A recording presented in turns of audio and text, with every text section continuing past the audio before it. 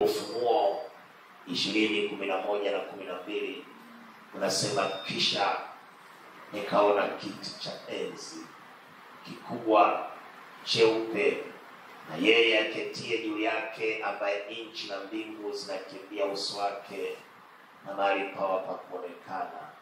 Nikaona wafu wakubwa kwa wadogo wamesimama mbele ya hicho kiti cha enzi. Na ndipo akaona vitabu vikifunguliwa, na kitabu kimoja kikafunguliwa ambacho ni cha uzima. Nao wafu wakahukumiwa katika mambo hayo walioandikiwa katika vile vitabu, sawa sawa na matendo yao. Tuko katika majira na mwezi tunaoingia sasa. Bwana anatamani mimi na wewe tuyafute yale mambo maovu tuliyoandikiwa katika vitabu vyetu. Tuyafute kwa njia ya toba, tuyafute kwa njia ya kuugua, tuyafute kwa njia ya kuumia, tukitubu na tukimwambia Bwana tutarudia tena kuyatenda yale ambayo tumeyatubia. Bwana Yesu asifiwe. Maana hiki ndicho kinachoonekana, ya kwamba wakahukumiwa sawa sawa na mambo yale yaliyoandikwa kwenye vitabu. Ina maana ukitubu vizuri na kuungama vizuri na kuzifuta yale mambo mabaya yaliyoandikwa kwenye kitabu chako, na kutembea kuanzia sasa kwa neema mbele za Bwana, ukimgoja Bwana, ukijibidisha kuijua elimu ya nyakati, elimu ya sheria ya Mungu na elimu ya hukumu ya Mungu, ukijibidisha sana, Bwana atakukuta ukiwa umejiandaa vizuri. Bwana Yesu asifiwe. Bwana Yesu apewe sifa. Nilipokuwa ninatafakari, Bwana akanipitisha, akasema waambie habari ya ujumbe wa makanisa saba. Nilipokuwa ninasoma kwa habari ya Bwana anazungumza nini kwa habari ya makanisa ya saba, nikaona ujumbe mkubwa ulikuwa ni ujumbe wa tubu. Kanisa la kwanza linaandikwa katika Ufunuo 2:1, linaandikiwa kanisa la Efeso. Mstari ule wa kwanza na ule wa 5, kwa malaika wa kanisa lililoko Efeso andika. 5 anasema, basi kumbuka ni wapi ulipoanguka, ukatubu, ukafanye matendo ya kwanza. Lakini usipofanya hivyo, naja kwako, nami nitakiondoa kinara chako katika mahali pake usipotubu. Bwana Yesu asifiwe. Kanisa la Efeso lilikumbushwa kutubu, lakini ukisha tubu unatakiwa uende na kufanya yale matendo ya kwanza, ya kwamba waliacha matendo ya kwanza. Bwana Yesu asifiwe. Wakaendelea na matendo mengine. Anasema kumbuka. Kumbuka ni wapi ulikoanguka wewe uliokoka, unayejiita kwa jina la Yesu. Maana Biblia inasema kila alitajaye jina hili lazima aache uovu. Lakini leo Bwana anasema na mimi na wewe, kumbuka ni wapi ulikoanguka. Hapo ulikoanguka, nenda ukatubu, ukafanye yale matendo ya kwanza uliokuwa ukitembea nayo wakati ulipoanza kuokoka. Lakini usipofanya hivyo, Bwana Yesu anasema ninakuja kwako, nami nitakiondoa kinara chako katika mahali pake usipotubu. Kanisa linasisitizwa kukumbuka. Mimi na wewe tunaambiwa kumbuka.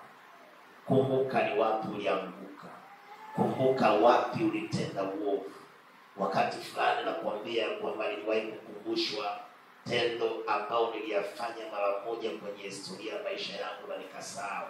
Nilikuwa na wadisia wale waliokuja kwenye maombi kwamba siku moja ninaomba, nadhani hili lilisomwa katika kitabu changu wakati fulani. Nikasikia, nikaona ghafla nimekumbuka.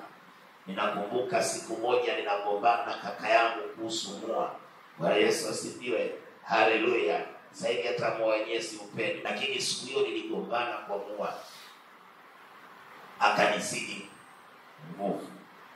Bwana Yesu asifiwe. Akakimbia na mua, akanibakishia kisu. Mimi nilitupa kisu nikatembea na hii floor. Bwana Yesu asifiwe. Sio hii lakini huko nyumbani. Nikakitupa cha. Kwa hiyo alivyokanyaga chini kisu kikafika kikamchoma kwenye mahali hapa, kikaingia ndani. Alilia sana. Siwezi kutoa kisu. Ninabaki na mimi nalia. Bwana Yesu asifiwe. Bwana Yesu asifiwe. Hakuna aliyekula mua, sio yeye wala sio mimi. Bwana Yesu asifiwe. Wakaja wakubwa ndio wakakichomoa kisu, wakampeleka hospitali, damu zilimwagika nyingi sana. Bwana Yesu asifiwe. Nilikuwa katukutu fulani. Haleluya. Bwana Yesu asifiwe. Kamoyo kangu kalikuwa kabaya. Bwana Yesu asifiwe. Lakini sikuwahi kupata nafasi ya kutubu. Mpaka siku hiyo neema tu ya Kristo ikanijia.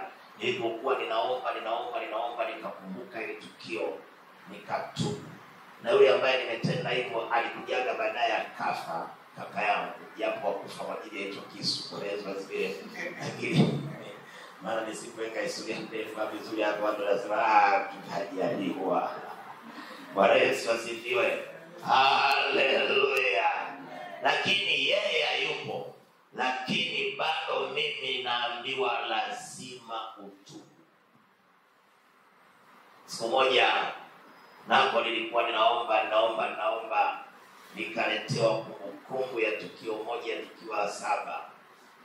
Mungu anaona walimu. Sijui kama walimu wa siku hizi wako hivyo. Walimu wale wakaniambia walikuwa wanachagua watoto wenye akili wakae na watoto. Watoto wa walimu zamani walikuwa wafeli. Walikuwa na akili kweli. Wakimwona ana akili wanamtafuta mtoto ambaye ana akili. Basi nikapewa mtoto mmoja hivi wa walimu. Nikakaa naye. Na mimi sasa kutafuta zile sifa za kijinga ili nionekane mimi nimemfaulisha mtoto wa mwalimu. Kwa hiyo nikakaa, nakumbuka nilikuwa upande huko ndio kushoto. Upande kushoto jamani kwa amekaa. Kwa hiyo nikipiga hivi kata sangu naliweka kidogo hivi. Ifanya kama niko busy sana, kumbe naangalia jamaa angalia majibu. Bwana Yesu asifiwe. Nikaambiwa kumbuka. Bwana Yesu asifiwe. La 7. Na huyo jamaa tulifaulu wote tukaenda Kibaha Sekondari, lakini nataka nikwambie ile jamaa hata form 1 alijawahi kusoma. Bwana Yesu asifiwe. Hata form 1 alivalishwa tu uniform, nilimuona mara moja baada hapo baadaye nikiwa chuo, nilikuwa nikija kusikiaga baadaye limeingia mtaani huko likafanya mambo yake, likaja likafa katika uovu wake. Lakini na mimi nitalifuata huko nisipotubu, maana haleluya nilifanya uovu wa nikaambia Bwana hiyo mimi natubu. Bwana Yesu asifiwe. Bwana anasema kumbuka. Ni wapi ulikoanguka ukatubu, ukayafanye matendo ya kwanza. Lakini usipofanya hivyo naja kwako, nami nitakiondoa kinara chako katika mahali pake usipotubu. Bwana Yesu asifiwe. Bwana Yesu asifiwe. Ninaposoma kitabu cha Ufunuo ile ya 2 mstari ule wa 10, Bwana analiandikia kwa malaika wa kanisa la Smyrna. Anasema ule mstari wa 10 Ufunuo 2, usiogope mambo yatakayokupata. Tazama huyo ibilisi atawatupa baadhi yenu gerezani, lakini usiogope, ili mjaribiwe, nanyi mtakuwa na dhiki siku 10. uwe mwaminifu atakufa, nami nitakupa taji ya uzima. Usiogope mambo yatakayokupata. Hata kama adui atawapeleka katika magereza, wengine watapelekwa kwenye magereza ya magonjwa, wengine watapelekwa kwenye magereza ya umasikini, wengine watapelekwa kwenye magereza ya kukataliwa, wengine watapelekwa kwenye magereza mengi. Bwana Yesu asifiwe. Lakini Bwana anasema usiogope. Haleluya. Maana anasema endelea uwe mwaminifu, mtoto wa Mungu hatakufa, naye atakupa taji ya uzima. Naposoma Ufunuo 2 mstari wa 16, anasema kwa kanisa lile la Pergamo andika, basi tubu, na usipotubu naja kwako upesi, nami nitafanya juu yao kwa upanga wa kinywa changu. Makanisa mawili yameambiwa tubu, Efeso pamoja na Pergamo. Smila anaambiwa uwe mwaminifu, usikate tamaa. Unapoingia katika gereza la namna yote, uwe mwaminifu hata kufa mbele za Bwana. Haleluya. Ukijua ya kwamba Bwana mwenyewe atakupa taji ya uzima. Kanisa la 4 nao ndio Tiatira. Katika Ufunuo ule wa 2 mstari wa 21 anasema, nami nimempa muda ili atubu, wala hataki kuhutubia uzinzi wake. Ni kanisa la 4. Yote matatu tuliyasikia, ujumbe ni toba. Bwana Yesu asifiwe. Moja la Smila wanaambiwa kweli waaminifu katika mapito mnayopitia mpaka kufa, Bwana atawapa taji ya uzima. Kanisa la 5 anaandika ndilo ni Sardi. Anawaambia katika Ufunuo 3 mstari ule wa 2 na ule wa 3, uwe mwenye kukesha, ukayaimarishe mambo yaliyosalia yanaotaka kufa, maana sikuona matendo yako kuwa yametimilika mbele za Mungu wangu. Basi kumbuka, ndio mstari wa 3, jinsi ulivyopokea na jinsi ulivyosikia, yashike hayo na kutubu. Walakini usipokesha, nitakuja kwako kama mwivi, wala utajua saa nitakayokuja kwako. Bwana Yesu asifiwe. Yashike yale yaliyokufanya ukampokea Bwana. Maana anasema kumbuka jinsi ulivyopokea na jinsi ulivyosikia, yashike hayo na kutubu. Bwana Yesu asifiwe. Lakini usipofanya hivyo, Bwana anasema ya kwamba anakuja kama mwizi, wala utajua saa atakapokuja kwako. Kanisa la 6 anazungumza na kanisa la Philadelphia. Katika Ufunuo 3 mstari wa 10 anaandika, kwa kuwa uliyashika neno la subira yako, mimi nami nitakulinda utoke katika saa ya kuharibiwa iliyo tayari kuujilia ulimwengu wote, kuwajaribu wakaao juu ya nchi. Na kanisa la mwisho ni Laodikia. Anasema katika Ufunuo 3:19, wote wanipendao mimi na wakemea na kuwarudi, basi uwe na bidii ukatubu. Bwana Yesu asifiwe. Tunaona jumbe nyingi za makanisa 7, makanisa 5 pamoja na mambo mengine wanaambiwa tu. Bwana Yesu asifiwe. Bwana Yesu asifiwe. Anaambiwa tubu. Makanisa mawili, moja linaambiwa la Smila uwe mwaminifu.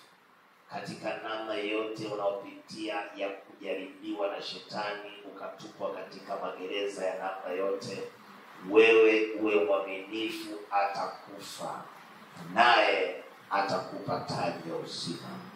Na kanisa lingine ni la Philadelphia, anawaambia ya kwamba kwa sababu umelishika neno la subira yangu, kwa kuwa mimi nami nitakulinda utoke katika saa ya kuharibiwa iliyo tayari kujilia ulimwengu wote na kuwajaribu wote wakao juu ya nchi.